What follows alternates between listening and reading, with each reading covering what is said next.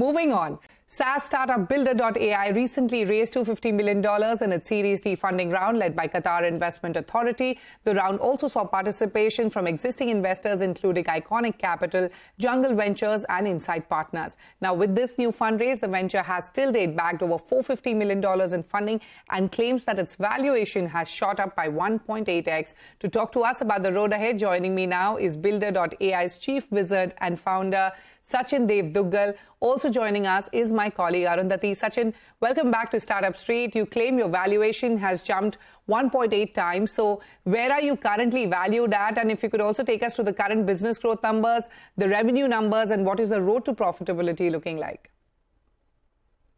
Gosh, all questions that we can't really talk about. But you know, we've seen considerable customer growth. If I think about when we came out of beta in April 2020, we were sub 10 million in annualized revenue, and so we finished April 2023, some 3 years onwards, we're over 200 million in run rate revenue. So you can see that we're not only seeing a large amount of volume growth, but we're also seeing both the upper movement of the stack doing more and more enterprise, but interestingly still growing that really important belt for us, which is the micro SMB globally, whether it's partnerships with large operators like Etisalat, or the early partnership we even have with IDFC in India. Right. We'll talk about your partnerships a little further on in the show. Hi, Sachin. Arundhati here. You're an AI-powered composable software platform and claim to have deployed about 40,000 features to customers within the last year. So what are you solving for and who are you solving for? Give us some of these use cases. It's a great question, and thank you so much for asking it. When we think about building software today, it's really quite complicated. But the average customer now, thinks Java is a coffee bean you buy at Starbucks. When you ask them, to use Excel, they might use it with a calculator. But these are folks that now need to become digitally native, and so this could be an enterprise user. And in the enterprise user, they are trying to do digital transformation within a department. They could be building a new front-end experience for how they engage with customers. It could also be an entrepreneur that's trying to build their MVP or their version 1, so that they can then use whatever additional budget they have to build whatever is proprietary technology for them. But it could also be the micro SMB, it could be the restaurant, the salon, the spa, that's trying to become digitally native. The beauty with Builder's platform is that it's Lego-like reusable features combined with AI with 600 features that let you build just about anything. We kind of stay away from gaming and VR because I think the TAM we're after is big enough on its own for us for the next decade. Okay. Sachin, now let's quickly come to your Series D funding round. With the fresh funds raised, you want to enhance your innovation pipeline, you want to invest in talent, partnerships, and of course, technology. If you could elaborate on these plans and the new offerings that are there in the pipeline.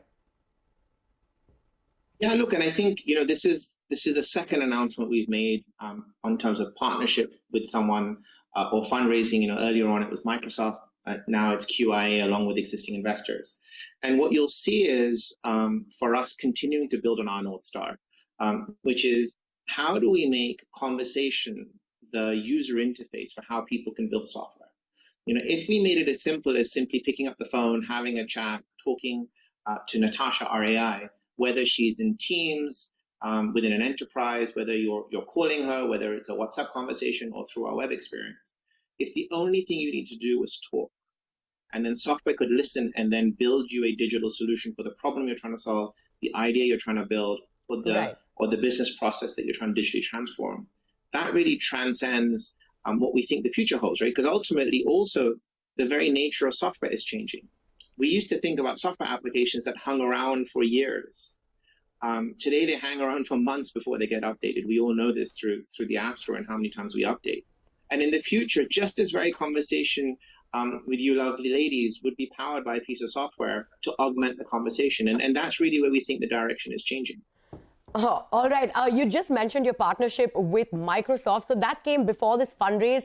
and they made an equity investment in your company in a push to make software development accessible to the next set of non-tech users. So talk to us about the Microsoft backing, and who else are you looking to partner with?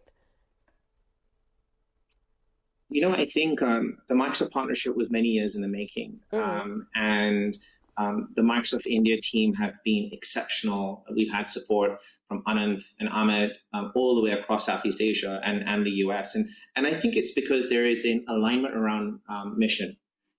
Microsoft and Builder believe that digitally transforming the next 100 million ideas, digitally transforming small businesses to become digitally native is such an important part of the generational change that we're seeing. And so this partnership is stemmed around alignment of vision and purpose. It's stemmed around a technology stack that both sides can collaborate. So for example, our AI Natasha can now be available or will soon be available within Teams. And at the same time, we're working very closely with Azure, we're working very closely with Microsoft AI to enhance her capabilities, but also for our own customers, so that as they start making this route to becoming digitally native, they have the right infrastructure that's running it as well. Sure. And then last but by no means least is going to partners, going to customers, and really allowing them together to get the benefit. A good example of this is with Etisalat and with others, we're launching, the digital starter kit, where you get Office, you get an app, you get infrastructure, all rolled into a single monthly bundle. And that really starts to make the whole proposition very powerful.